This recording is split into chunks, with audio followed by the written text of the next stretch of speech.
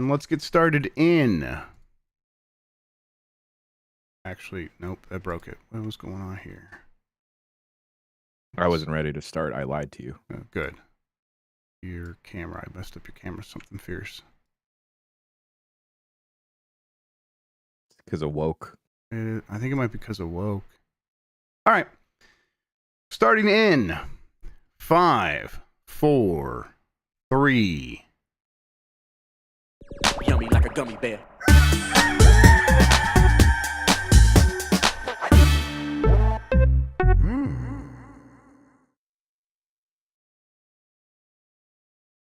It's the internet. You're busy. Let's do this for October 31st, 2024. For the next hour or so, let me help you sort through the world of gaming on Game Mess Mornings Live with me, Jeff Grubb. Today, Nintendo announced another very weird product, and it's out now. But first, please join me in welcoming today's co-host to Game Mess Mornings. It's Jan Ochoa, everybody. Jan, how are we doing? Oh, yeah. Okay. Yeah. Yeah. Fandom had more layoffs. They laid off a bunch of people over at GameSpot. We lost a lot of friends, a lot of people we work with. I am very sad about it. And it was one that kind of caught us off guard, like these things tend to do. Giant bomb, mostly intact, although what does that mean when we do lose so many people that we work with regularly? Yeah. You know, we're here. We're going to keep making stuff. But yeah, I don't know. Jan, what do we say? We say that we're going to continue on and trying to do what we've been doing until the wheels fall off and they deadbolt the door. I do want to give a series of special shout outs, Grubb. Yeah, please. One, of course, to our dear friend who was affected by the layoffs, Bailey Myers. Bailey Myers will forever be integral to the fabric of this website. No matter how long that she was had a presence here, her presence will be sorely missed. Yeah, the absence will be noticeable. She was a fantastic part of this website. Gonna miss her dearly. I know she's not dead, but it becomes hard to work with people once they get laid off. Though it just becomes tricky. So it's like, man, I would just love to make that make sense. But yes, she's not dead, but boy, we're gonna miss her a lot still. Yeah. She's online all over the place. So if you have the means to help support Bailey while she's in this transition period of looking for a new gig, please support Bailey. If you're watching the live chat, then several folks have posted all of her info, different places you can go support Bailey. She's got a Patreon. Go help her out. She's got a Patreon. Go follow her on Twitch as well. And hey, if you know anyone that is looking for a fantastic writer, producer, host, your team will be exponentially better with Bailey Myers on your team. Additionally, I want to shout out the GameSpot video team. Often, Grubb, I think the most overlooked yet the hardest working video team in games media. Yeah, very hard working. They were already a very small team that put out so much content and did so much work. Unfortunately, their video team was greatly affected in these layoffs, and my heart obviously goes out to the folks laid off, but my heart definitely goes out to the team remaining because, hey, they put in obscene amounts of effort and work every single day. And yeah, I just care about that team a lot. I've worked alongside them for as long as I've been here, so I know how much they grind and I know how much they care about this job. So I love that crew, and I hope I hope that we can weather the storm together, Grubb. Yeah. Yep. I mean, like you said, we'll be here till they kick us out, but yeah, it just becomes a little bit more difficult each time. Corporations have never made anything. It's always people that make things. So when you get a chance to work with great people, that's so much more important than supporting, the place you work, which, hey, thanks for the money, but I like Bailey way more than you. So kind of looking around at, how I'm going to feel about this going forward. It's, we'll bounce back. The wounds heal, I guess. But I wish they would stop making it so difficult. I really do. Yeah, we do our job and I think we do our job incredibly well. And we Grub specifically on this show, we talk about layoffs a lot, so folks know our feelings on layoffs and who we may feel that I don't want to say enemy, but the antagonistic force may be versus the people that we care about. Yep. I can't believe they did this on Women's Day. All right, let's explain what we do here. Most weekdays, I, Jeff Grubb, will help piece your gaming life back together. That includes breaking news and maybe even some of our own original reporting. For all these topics, I'll get the input of a bona fide expert who will make me look smart. If you are watching live on Twitch, welcome. You can always listen to the show later on podcast feeds by searching for Game Mess Mornings or find the RSS on giantbomb.com. You can also catch the show later with chapters and timestamps on YouTube. Hello, YouTube. All right, we have a lot to get into, so let's start the morning mess with Nintendo Music announced for iOS and Android. It's a music streaming service exclusively for Nintendo Switch Online members. This is from Sal Romano at Gamatsu. Nintendo has announced Nintendo Music, a new application for iOS and Android featuring music from various Nintendo titles. It is available now via App Store and Google Play, exclusively for Nintendo Switch Online members at no additional cost. So basically, you go to one of these app stores, you download it, you sign in with your Nintendo account that is associated with wherever you're paying the subscription fee, $20 a year or $50 a year for the various tiers of Nintendo Switch Online, and that gets you access to this app, which here's how it breaks down, like what it actually offers. With Nintendo Music, you could stream songs right from the app or download them to the app for offline listening. It's Spotify. Search for songs by game title, track name, playlist name, or even browse by screenshot. Need background music while you work or study? You can loop songs or extend select tracks to 15, 30, or 60 minutes for uninterrupted listening. Jan, I tried that out. That's a pretty neat thing. That's a neat feature. Cool. Yeah. That's pretty neat, actually. Yeah, it's like they have a little bit of extra zhuzh to put on this thing, and this is pretty neat. There's also no need to worry about game spoilers either, because you can filter out soundtracks that may spoil certain moments for you. When I did install this app, the first screen you get is a spoiler warning, Jan, and I was just like, you all have gone too far. You've gone too far. Now, to be fair, some of the tracks are accompanied with screenshots that maybe show key moments, but come on, what are we talking about? Now, to be fair, the fact that you could filter out songs and screenshots that might potentially spoil a game, another kind of neat feature that they have. But boy, that's a weird obsession. But leave it up to Nintendo to think about that. Sure. I can't say when I'm listening to any type of music on my phone or other mobile device, I'm actively looking at the art that is associated with the track. But I guess thanks, Nintendo. I guess sure. Thanks, Nintendo is maybe what we should be saying to them for everything they've been doing right, like in this last few weeks. I guess thank you. Grub, this is my conspiracy theory because Nintendo doesn't want to give me a watch. I think they are trying to get out all of the miscellaneous announcements and different bits and bobs that they have made for this specific generation out of the way now, so then they can unload and just do the Switch 2 without any of this miscellaneous stuff that they've been working on in the background looming over them. Yeah, it feels a little bit like maybe not garbage day, right? But like definitely like, hey, like it feels like fall cleaning. It feels like, hey, we got some big plans for the next year. We got out of the summer doldrums. We're in the fall. We got to start making some preparations and some moves to make sure we are good and lean and ready to go when next year gets here and we actually have a new system. I think you're right. I mean, it definitely feels that way. A lot of these things feel like, hey, these are products that we've been working on for a while. When do they make sense? It's like, well, we ran out of that time. Now we just got to do it now because it will make less sense when we are on the full bore sprint of launching Switch 2 and then supporting Switch 2, which is going to be a years-long process of that being the focus. Mm-hmm.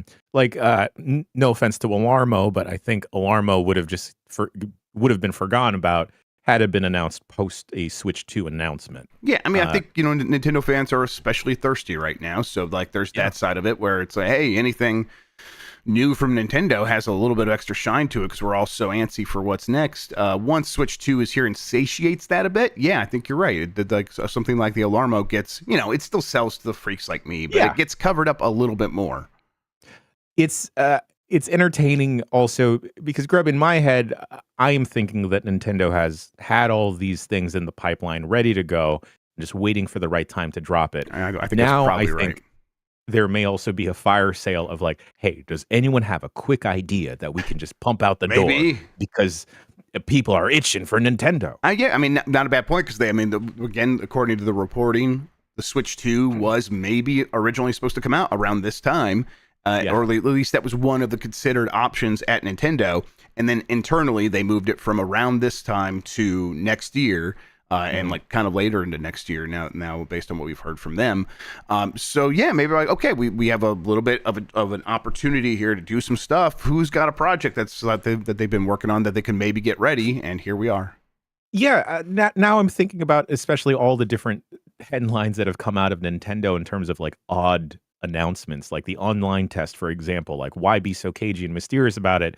Well, maybe it's just something that was a little half-baked and that they just kind of want to slowly get out the door before the Switch 2 proper, and generate some type of excitement. Now, it's Nintendo Music is not as fully featured in terms of having Nintendo Music as my YouTube Music app, which I have because I have YouTube Premium. People just upload all kinds of stuff to there. Now that might change because Nintendo could decide to start copyright striking a lot of that stuff. But I'm okay with using the Nintendo Music app here or there. I have my own ways of accessing that music if I really want to listen to it.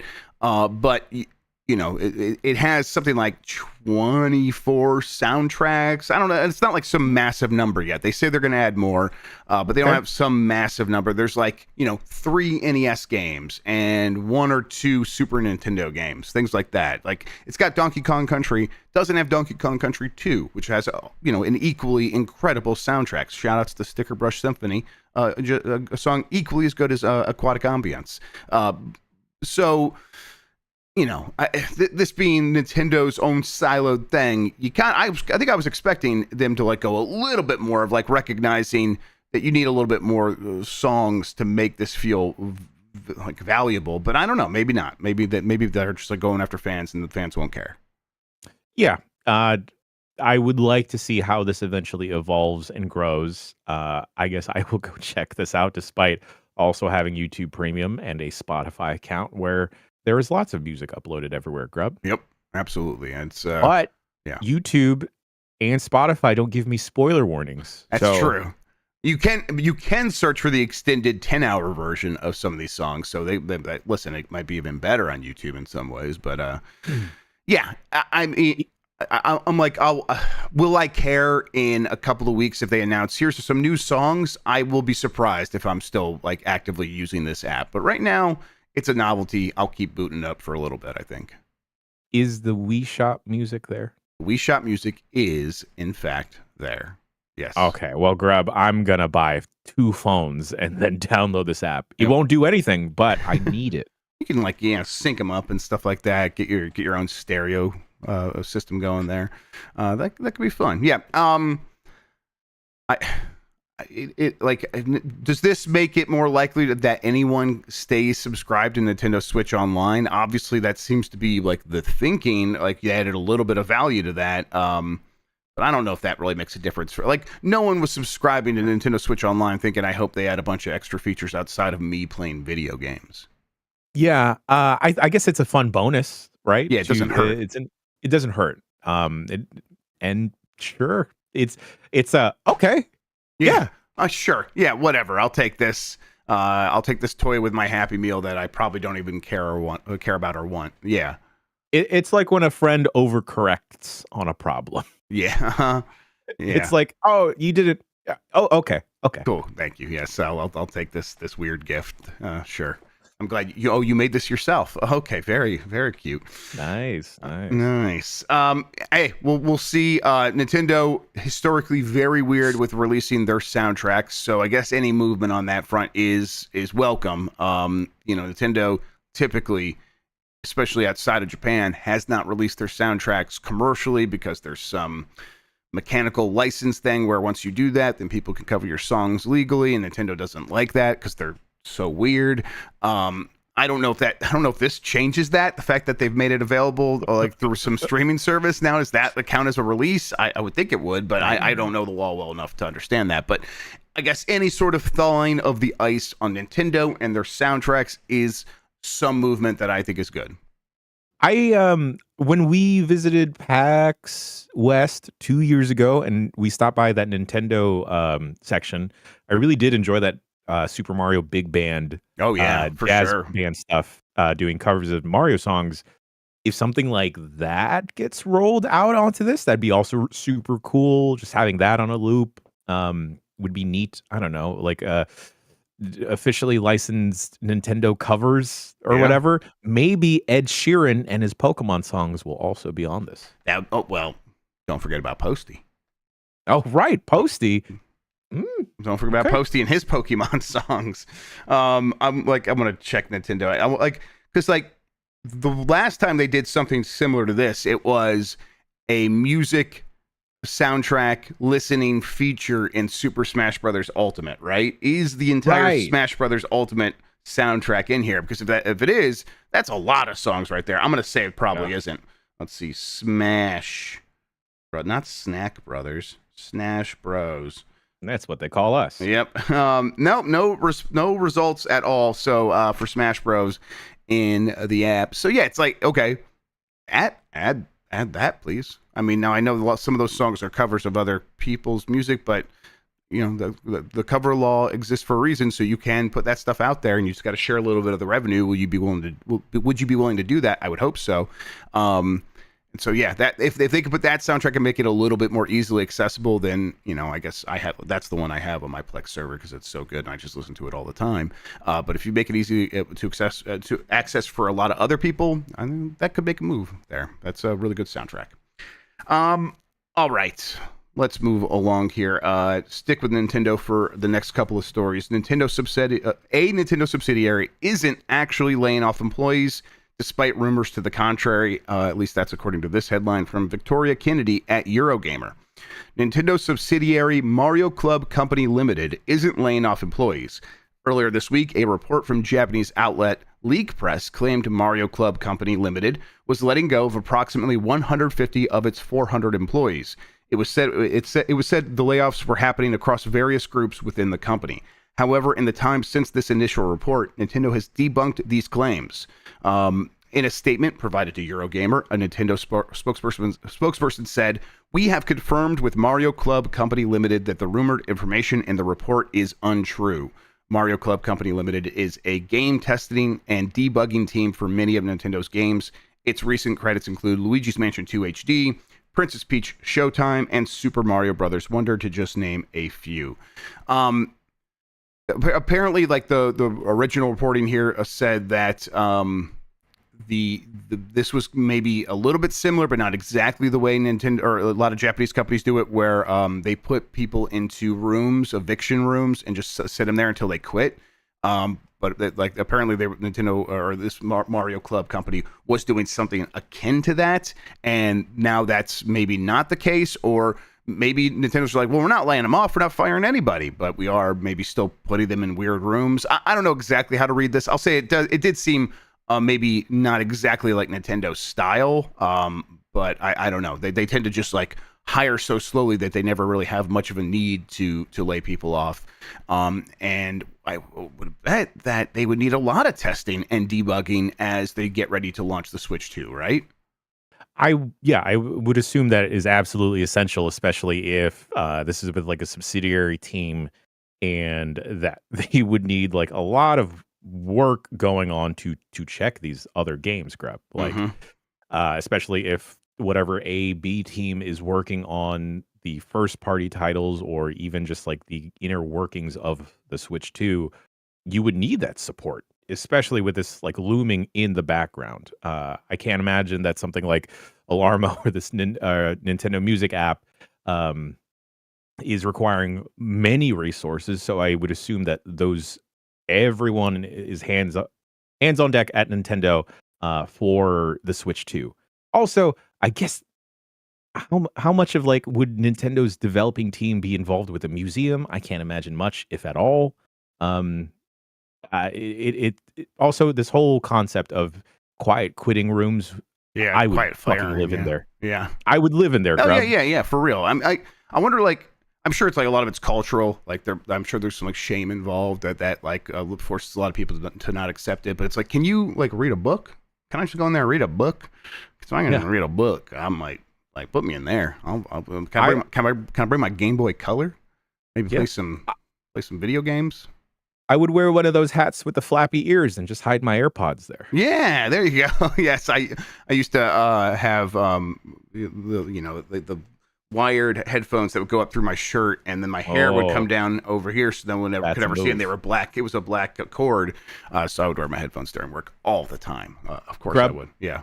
I've raw dogged a flight before. I could raw dog work. Yeah, right. I mean, listen, if I can't do any of this and I just kind of stare, I would take some time and I would just stare and get paid. Sure, Hell yeah. Let's get paid to stare. Now, that's not to sympathize with anybody who is dealing with that and hates it. Of course, you might hate that, and that sucks. It's weird. It's a weird thing that Japan does. But hey, also weird is just laying off a bunch of people and saying get the hell out of the door. Big corporations are weird about about these things across the board.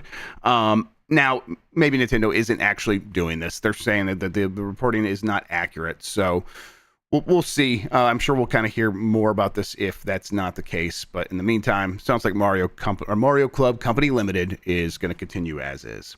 Okay. All right. Let's see.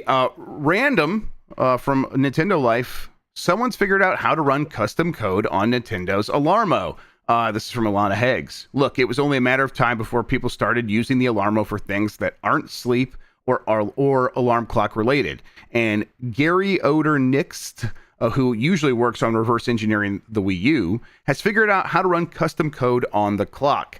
Gary has done this without opening the clock up at all, just using the USB port. Now, it's not that simple, of course, but Gary has gone into great detail in a blog post on what's actually inside the Alarmo and how he managed to get custom code working. It's all a bit scientific, but the gist is that you need to decrypt the clock's firmware and upload it to an external USB. When the clock tries to search for the file and subsequently can't find it, you'll be able to load any encrypted firmware binaries into the clock. We're oversimplifying it massively, so if you're interested in the process, make sure you check out Gary's blog for the whole process. Of course, the best part is that Gary demonstrated the custom code with a picture of a cat on the clock. So there you go. I'm like struggling to even imagine like what custom homebrew stuff people would want to put on the Alarmo. But I bet people will think of some things. I bet we get Doom running on Alarmo here pretty soon. Grubb, I have no idea how any of this works. I appreciate this man's effort and time going into this. I'm going to ask him if he could perhaps connect an Alarmo to a game scent. Shit. I bet he could. Yeah, I probably could. Yeah. Imagine just loading up your own sounds, and then you are woken up by the beautiful voice and musical stylings of one Mike Minotti. Yeah, there you go. And then you just get a bunch of stench.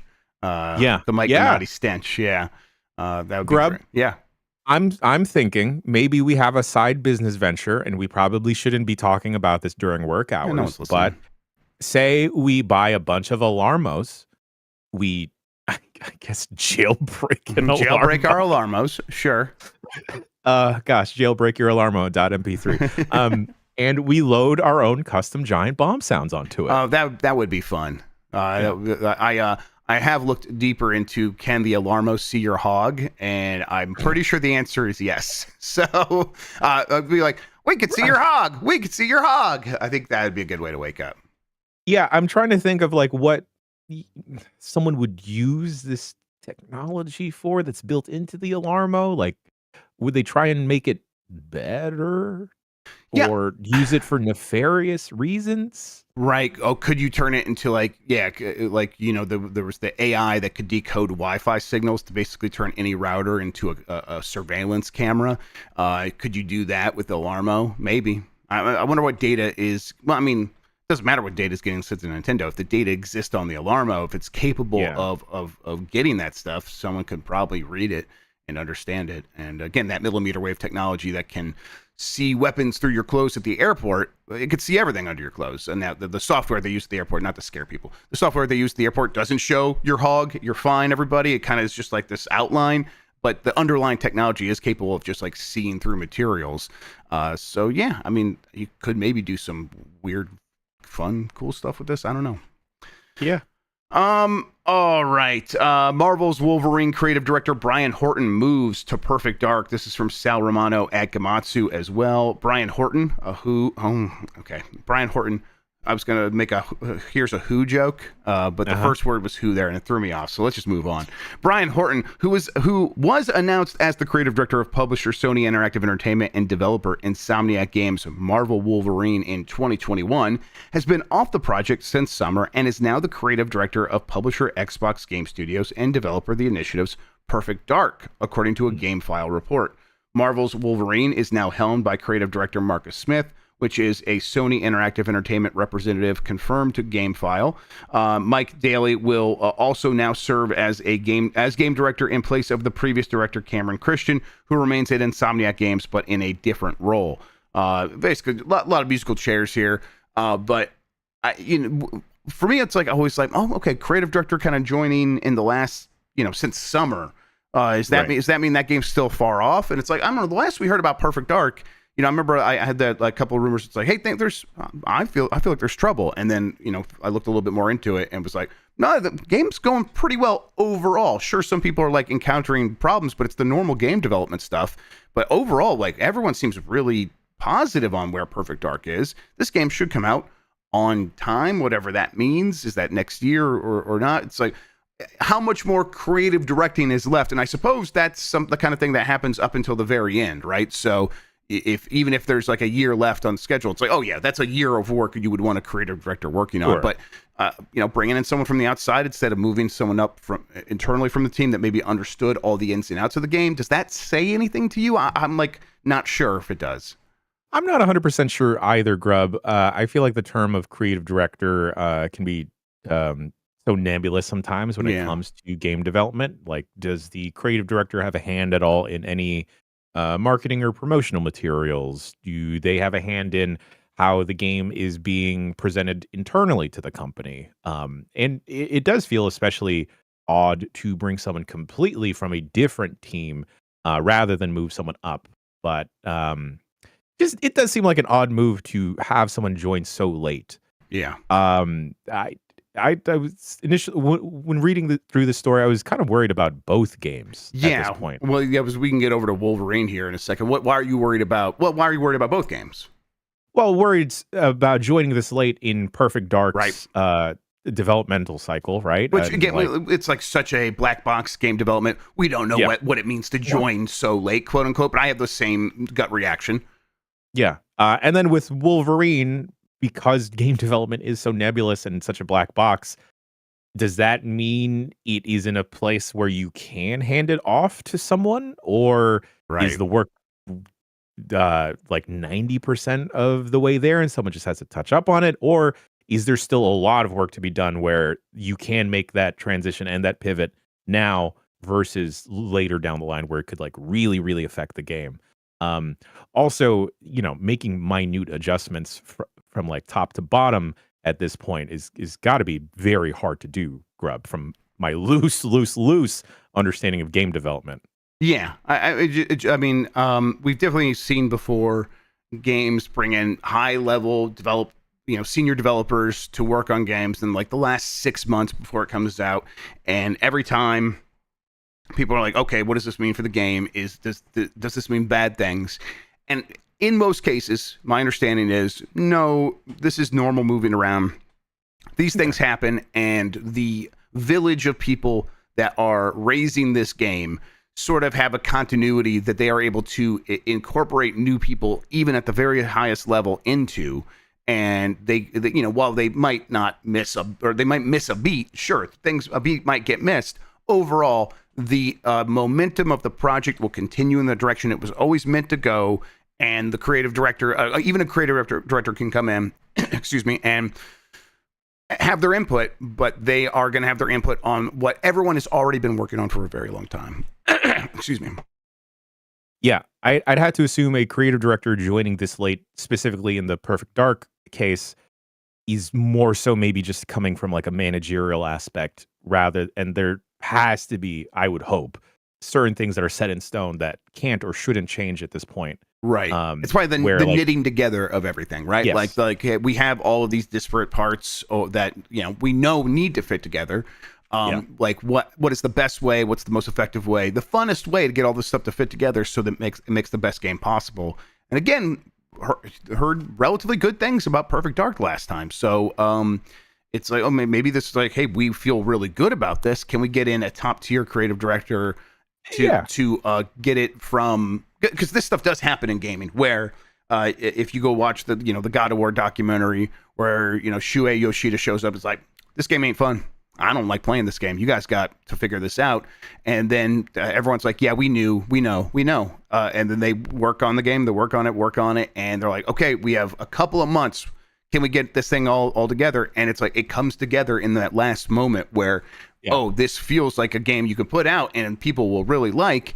I think believing in your game and saying, okay, let's bring in someone that can really get this across the finish line, maybe it's a good sign for the game overall. And then for Wolverine, it's like, sometimes you lose a creative director because some other company offered more money, and it could be as simple as that. Yeah. Maybe they just needed someone to double check all the fonts and make sure they were cool. Yeah. I'm sorry. People are complaining about my costume. Let me do this real quick. Oh no. Audio listeners, Jeff Grubb is donning on a blue cap. Oh no, Jeff Grubb has left the building. Bat Grubb is now taken over Game Mess. There you go, everybody. Just had that. You just had that on you, huh? Yeah, always. You don't? No. You don't have a towel in your pocket? I'm always wearing these Spider-Man jammies. Sure, yeah. There you go. Audio listeners, Jan is Spider-Man, and I've got the cowl on now. Cowl. Got to get those consonants out a little bit better. People think I'm saying my B's when I'm saying my P's. It's bad. All right, let's take a quick break. When we get back, plenty more to talk about, including Toby Fox promising more Deltarune right after this.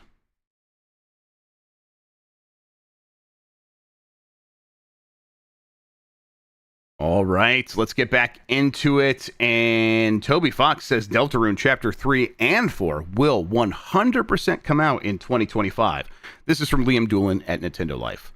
Following an update on the status of Chapter 5 recently, game developer Toby Fox has now shared some news about Chapter 3 and 4 of Deltarune. In a brief message via social media, he's now officially confirmed that Chapters 3 and 4 will 100% arrive next year in 2025. This is also factoring in the localization process as well as console porting. There's no specific release date, but there you go, folks. You'll just have to wait until next year for the next two chapters and possibly even beyond for the rest of Deltarune. I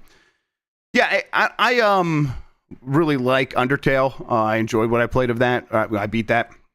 I didn't do the pacifist run or anything like that, but I enjoyed what I played. I never have not touched Deltarune, and I've not heard as much about it as Undertale, but my understanding is most people are like, no, I really enjoy this. Sure, I wish it was all right here, right now, but I'm happy we're getting more stuff from Toby Fox. Have you ever played any Deltarune? Did you ever play Undertale? So, Grubb, we talk a lot about parts of the internet kind of being too scary and gatekeepy to penetrate, and not that the fandom behind Undertale has specifically been scary. They just seem very spirited about they're Undertale. Intense and often scary. Yes, where I have been a little bit hesitant to fully dive in. I know a lot of people have very high praises to share about Undertale. It's always been in my back pocket, in my pile of shame to check out. But Deltarune also continues to be an ongoing project where whenever I hear about it, I'm like, all right, okay, let's go, Toby Fox. At the very More least, so, new Toby Fox music, which, hey, equally Yes. as good. Yeah. Yeah, more so for my friends out there that are super into it. Ben Pack, a big Undertale fan, very much into Delta Rune Chapter 1. Also, for folks waiting to make the pivot to jump over to Blue Sky versus Twitter, Toby Fox is a fun follow. He's kind of a shit poster over there. Oh, really? Okay, fantastic. I'll follow him. Jan, you would really like Undertale. I've heard that. You would. I've heard that. You would really jive with it, I think. All right, let's just keep it rolling then. Capcom sells more games on PC than all the other consoles combined. This is from Jonas Mackey at Game Reactor. Few Japanese developers have adopted such an explicit multi-format strategy and invested so heavily in PC as Capcom, and this has apparently paid off handsomely. The company has now shared its report for the first half of the fiscal year, which revealed something very interesting. It turns out that Capcom's total sales this year, just over 20 million units, 54% of that comes from PC, which means that the format is bigger than the PlayStation, Switch, and Xbox combined. In fact, these three formats only account for 40% of Capcom sales. The corresponding PC figure from last year was 48% for Capcom, which shows that the consoles are not catching up either, but actually declining in market share. Next year also sees the release of Monster Hunter Wilds, and the Monster Hunter series is extremely popular on PC. It's growing in popularity on PC. Remember, Monster Hunter Wilds took 8 months to go from console to PC, and a lot of people are like, well, I'm just going to wait for the PC version. This next one, Wilds, World, that was World, yes. The next one, Wilds, is launching day and date on PC, and so there will be no issue there, and people will just show up for that. And, Rise came out in between, but that was on Switch first, so this is the first one that's going to be just right there, ready to go on PC. And so this growth of PC for Capcom seems like it's only going to continue. Yeah, 100%. Especially with PC gaming becoming slowly but surely ever more accessible to people with the Steam Deck, the Asus Roger. I can't wait for Monster Hunter Wild to release on PC, Grubb. I know Mike spoke on the Bombcast earlier this week about it not running the best on PS5. On the base PS5, that's right. Right. I'm sorry, the base PS5. Uh-huh. So I'm definitely excited to check it out later tonight once the beta opens up on PC. I also hope this opens the door for more Capcom games coming out on PC, Grubb. We've talked constantly about the treasure trove of IP that Capcom has been holding on to. Y'all at Capcom, just bring it out, dogs. Yep, just do it all. Now, Capcom seems to be sort of establishing the playbook here. These other companies that are following in its footsteps, it feels like Konami, Square Enix, they got to been like, man, we should not have dragged our feet on this, especially Square Enix, right? I mean, their games do come out on PC, but with a little bit of a delay, and there's a little bit less fanfare when they release Final Fantasy 16 on PC way later. It's got, I mean, they got to be looking at it like, man, had we released Final Fantasy 16 on PS5 and PC at the same time, leave Xbox out of it, whatever. That would have been much more cost effective in terms of capitalizing on both launches with our marketing. And now we released it way later. And I don't know, Final Fantasy 16 is on PC now, right? This was a few weeks ago, and most people don't seem to care. And now part of that is, the game has this weird reputation. But again, I think had they just launched it all at once, it would have made a huge difference. And Square Enix is looking for ways to make more money. It's like, well, you should be doing what Capcom's doing, right? Yeah, 100%. I wish a lot of different publishers across the board would look at what Capcom is doing and understand that making good games and games that people want is what the people want. Yeah. Real quick. Also, I feel like real quick. Please. Sega, I feel like, has slowly started to feel like the Capcom of this year. They figured it out. Yeah, right. Absolutely. I mean, I have a hard time arguing against the idea that Sega is publisher of the year. Like, they have just crushed it with every release, multiple big releases, 2 gigantic RPGs in Like a Dragon Infinite Wealth and Metaphor ReFantazio, let alone a remake with Persona 3 Reload, and then a ton of other games. They released a good Sonic game. A Like, come good on. Sonic game, y'all. Shadow is relevant once again. Yes, absolutely. I forget what I was going to say, and that's fine. It was really quick. I'm sorry, Greg. No, it's okay. No problem. It wasn't important anyhow. All right, let's see here. PS5 Slim plates won't work with the PS5 Pro despite being the same size. That's weird. This is from Ethan Gotch at Kotaku. The PS5 Pro launch is still over a week away, but fans have already made an annoying discovery.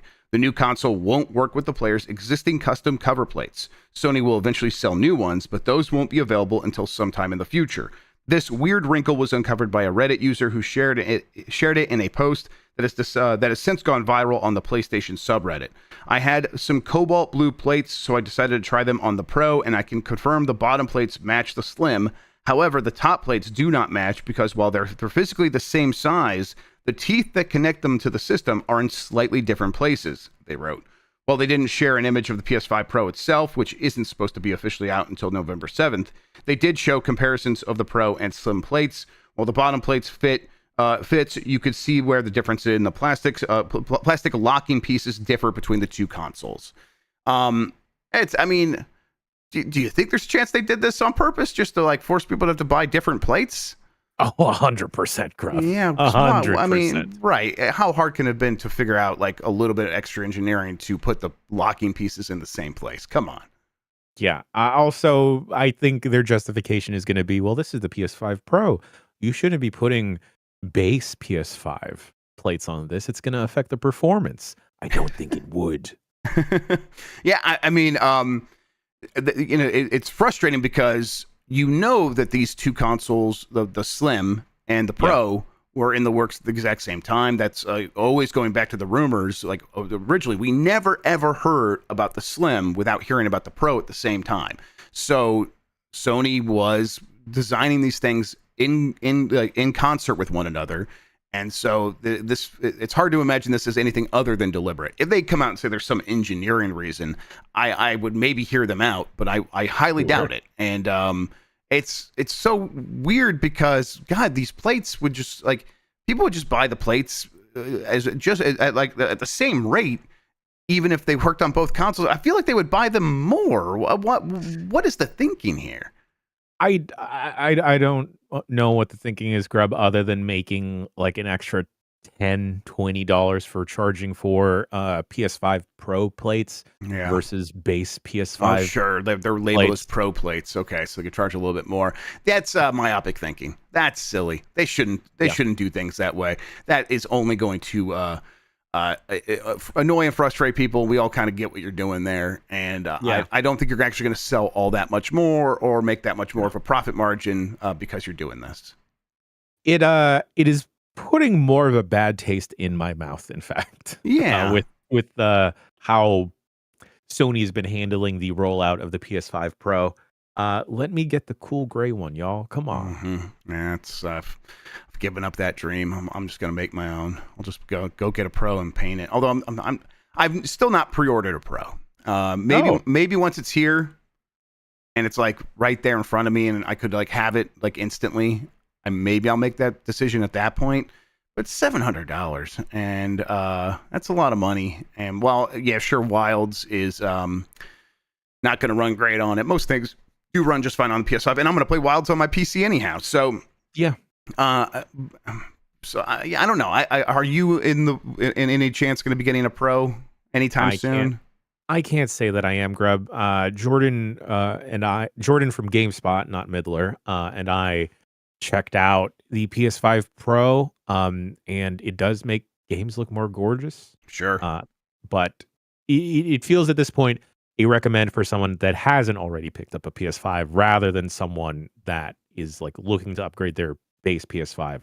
And I hate Grubb that we're going to start saying base PS5. Yeah, it drives me crazy. I wish we were not living that life right now. I think what's really going to happen is if a lot of developers start taking huge advantage of the pisser technology, because that seems to be the real secret weapon of the PS5 Pro.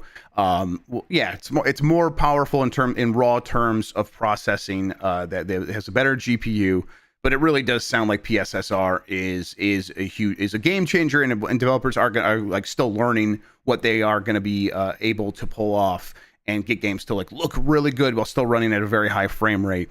And I'm looking forward to that. And if enough games take advantage of it, that's the kind of thing that could get me on board. Yeah, I will say, folks at home, I know that this website is notorious for being a giant Horizon hater. Sure. Horizon looked mighty, mighty fine. I bet it did. I bet it looked really on the good. PS5 Pro. Looked very pretty. Yeah, I remember what I was going to mention a second ago. It's like it was off topic anyhow. So Capcom is they're on a roll, right? They're on a roll of doing things in a certain way, and they are now trying to, like, I think, try some new stuff with after Dragon's Dogma 2 went open world. It took the RE engine open world, and now Monster Hunter Wilds is doing the same thing. It's the open world Monster Hunter, or at least open zone. And both those games, Dragon's Dogma had some performance issues. It sounds like Wilds will have similar performance issues because the RE engine is struggling to figure out open world stuff. They're struggling to get that technology to work in bigger spaces. Is that a trade-off that you're willing to make because open world like adds enough of a flair to the games that Capcom is making, or do you think that this is potentially something that could be like an albatross around the engine's neck? I think it might be an albatross, Grubb, because I think the way that Monster Hunter players have been conditioned is to just transition from a zone of the map to a different zone of the map. Yeah, they're accustomed to that for sure. But I do however see that to get more players in, because it worked with Worlds of like having that semi-open map separate from your base camp, attracting a lot of players. So Capcom may be trying to appeal to the wider audience that they captured during Monster Hunter World's run. I think it makes sense for Monster Hunter. The thing, I think the rumor is so the part of this new RE engine trilogy is Dragon's Dogma 2, then Monster Hunter Wilds, open world, and then the next open world RE engine game is going to be Resident Evil 9. And it's like, listen, I'm willing to see, me personally, that sounds exciting. A more open Resident Evil. What does that mean? What does that look like? Does that create opportunities for emergent gameplay? I bet it does. Could be very cool. But I don't know if that's what the fandom wants. I don't know. I can't imagine, honestly, though, Grubb, that everything would be open world. No. It would just be more open, right? There's still going to be the bespoke haunted mansion somewhere. Yeah. Yeah. And then, like, there'd be a hole that you fall down, and now you're in, like, a sewer level of sorts. Right. Or, like, this is the specific open zone area with, like, a lake that you're navigating with a boat. Yep. Yeah. I think that's right. So they'll make it work, and it's the Capcom Resident Evil teams. They're gonna make a good game. I'm sure they are. But there will be a trade-off with performance, and the reality is maybe they make improvements because this will be the third iteration on this now. Sure. So maybe it'll run pretty well there, or maybe it's just been waiting for PS5 Pro, and that'll make all the difference. All right. Black Ops 6 launch was the biggest Call of Duty release ever, Microsoft claims. This is from Tom Ivan at VGC. Call of Duty Black Ops 6 has enjoyed a blockbuster launch, according to Microsoft. The latest entry in Activision's shooter series was released on October 25th for Xbox Series X and S, Xbox One, PS5, PS4, and PC. Man, that thing still runs on the Xbox One VCR. I forgot about that. Notably, it was also the first Call of Duty to be available on Game Pass on day one. Microsoft CEO Satya Nadella touched on the game's early performance during Microsoft's first quarter earnings call on Wednesday.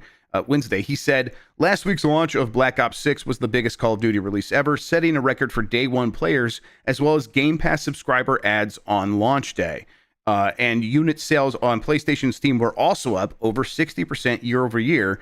This speaks to our strategy of meeting gamers where they are by enabling them to play more games across the screens they spend their time on. Activision Blizzard drove a 43% jump in Microsoft's revenue during Microsoft's first quarter, the company said earlier today.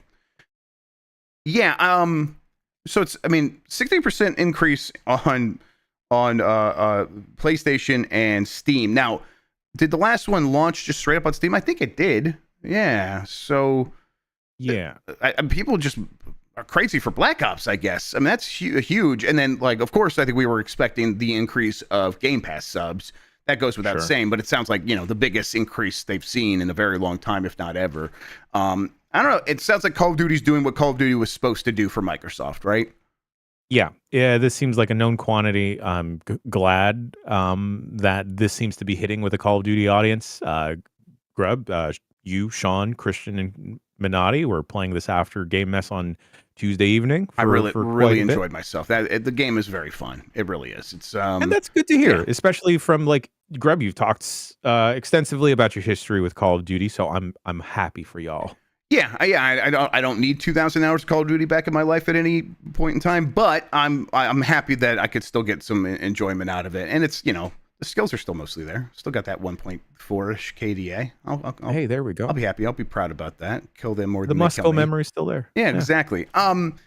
So there's multiple facets here. Clearly, I think the game is hitting the audience the way the audience was like looking to be hit. Like this is the game they were hoping for. In most cases, there are always going to be people that have issues with it. But the game is good. And then the Game Pass side of it is working, and the Game Pass side of it is then not like completely detracting from the sales on other platforms. People that want to play this on Steam and PlayStation are still doing that, and more so than last year. And then it's increasing Game Pass.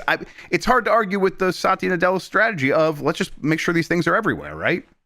Yeah, it seems like a no-brainer that you would sell more copies if you just sell more copies. Yeah, like they can't do this. They've made legal arrangements with various regulators around the world, but clearly it's like, there was no real option that would have made sense to make this exclusive to Xbox, right? That feels like it would have been crazy.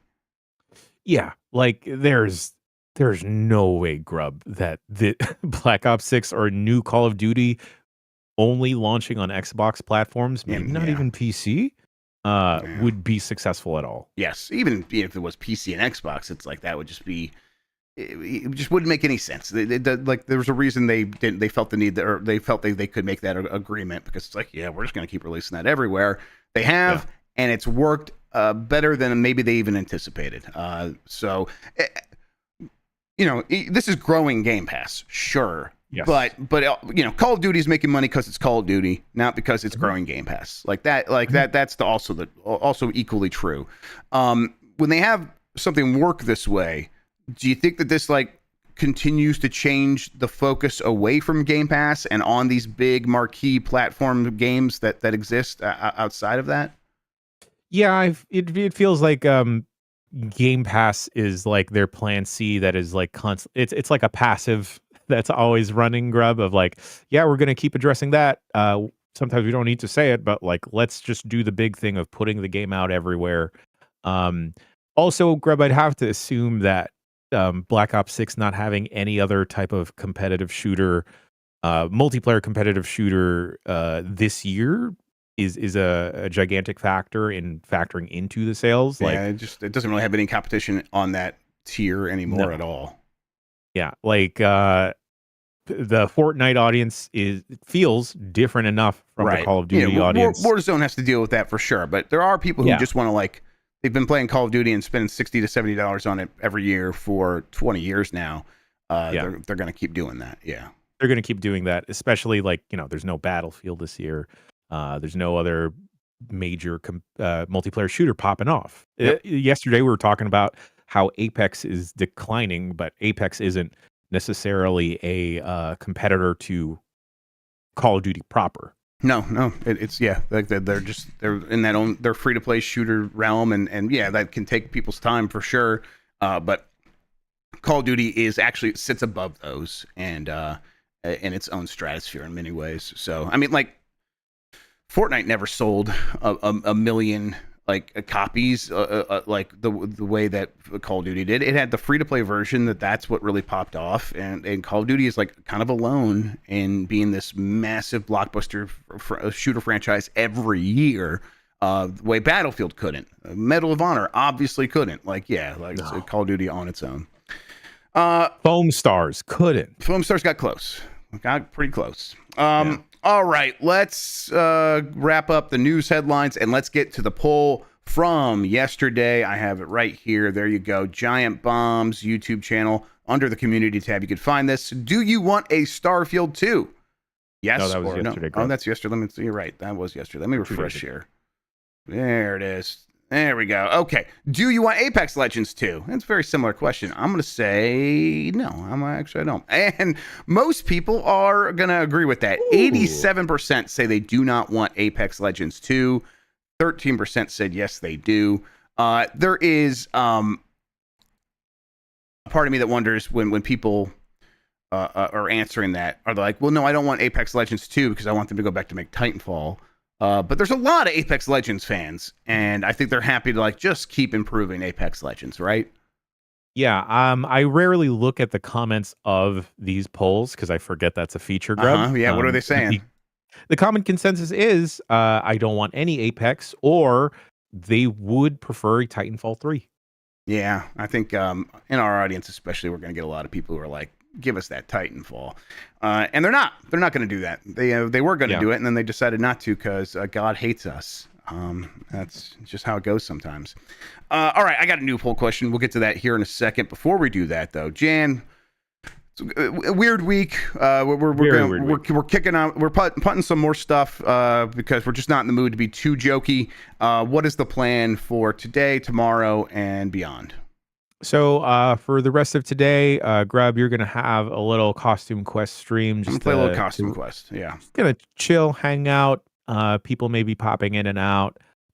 Later today, there will not be a new voicemail dump truck. We will be rerunning an old one that I've yet to figure out which one we're going to do.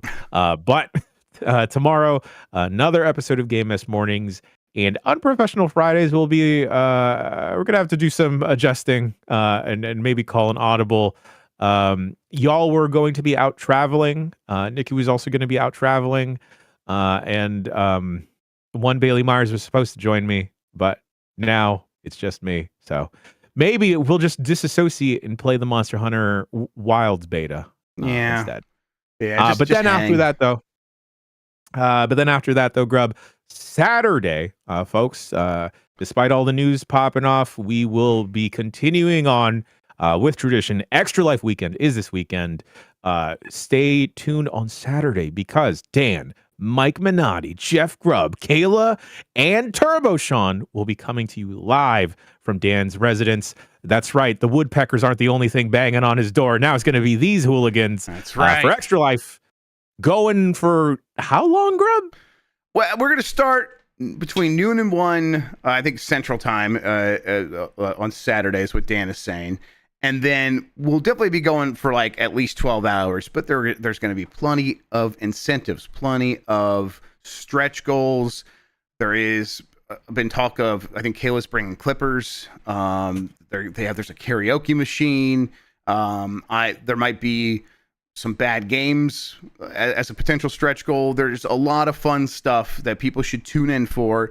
And if you give, you got to give. All right. Give to the kids. And if you do, we'll keep playing well into the night. And so, yeah, yep. could go as long as 16 to 20 hours or something like that. We'll see. And then speaking about fun and giving, I'm going to give myself a hard time, Grubb. I thought about punting on this because I wasn't feeling too great based off of the news, but hey, for the children, Grubb.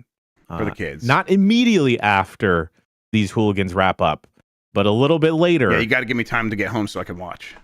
The Quiet Jan, 12-hour Quiet Man stream with me, Jan Ochoa. Are you doing this from home? Yes. All right. You think... I'm not opening Discord. Yeah, I was trying to think who we could send over to your house to make noise. So Michael Heim. Yeah, there we go.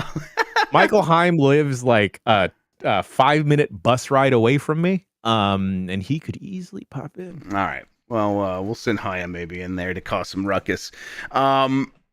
It's going to be a fun time. Looking forward to doing some charity work. We're kind of surprisingly kind of doing a lot of this stuff on our own without the help of a corporation. So, but it's important to us. We are gonna pick up the pieces as best we can, make it fun for everybody, and I'm looking forward to it. It's going to be a good time. Really, I fly in. We basically eat dinner, I go to sleep, wake up, do this, and then I'm gonna be doing this until my flight, basically on Sunday morning. So, I wouldn't have it any other way. Looking forward to it, everybody. Yeah. All right. New poll question: are you going to use Nintendo Music? Yes or no? Well, let's get the temperature of the kids out there. See what y'all are thinking. We'll get the results of that here on Game Mess Mornings, here on Giant Bomb tomorrow. That'll be back at the regular time. I can do that before I head out for the weekend over to Dan's. So looking forward to that. In the meantime, though, Jan, I think we're wrapping up on this episode. You ready to get out of here? Patreon.com/Bailey Myers. Yep. Support everybody. Well, we'll keep retweeting everybody that is asking for help and mention that they got laid off. If they are looking for a job, we'll try to put that in as many people's feeds as possible. Keep your eyes open for that. Try to help them out where you can, anywhere where it's possible. A lot of great people. Okay, Jan, thank you so much for talking with me about video games, man. I really appreciate it, especially on a day like this. I'm very tempted to say some bad stuff, but it's okay. It's a great way to start Thursday, Grubb. Yeah. Thank you, everybody, for listening and watching. You are the best audience in gaming. Until next time, have a good one. Take care of yourself, and goodbye.